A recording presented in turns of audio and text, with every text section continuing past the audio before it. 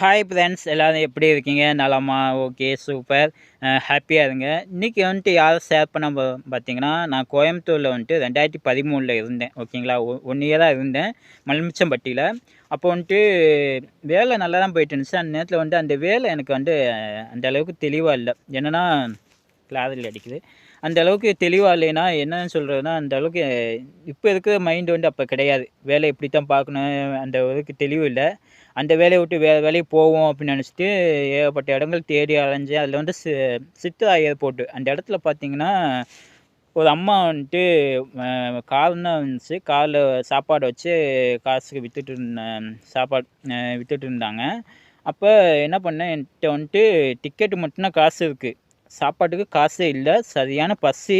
அந்த ஏரியா ஃபுல்லா அலைஞ்சதில வந்து சரியான பசி. அந்த சித்ரா ஏர்போர்ட்டை சுற்றி ஏகப்பட்ட கம்பெனி இருக்குன்னு நினைக்கிறேன். அப்போ 2013 அலைஞ்சதில வந்து ரொம்ப பசி. அப்போ என்ன ஆச்சு, மதியான நேரம் அன்டைம் வந்து 1 மணி 1:30 மணி இருக்குன்னு நினைக்கிறேன். அப்போ அந்த அம்மால அப்போ வந்து அவங்க வந்து நார்மல் ஏஜ் தான். ஒரு 35, 40 ஏஜ் அந்த அக்கா தான். நான் அப்போ வந்து 19 வயசு தானே, சின்ன பையன் தானே. 19, 20 வயசு இருக்கும்.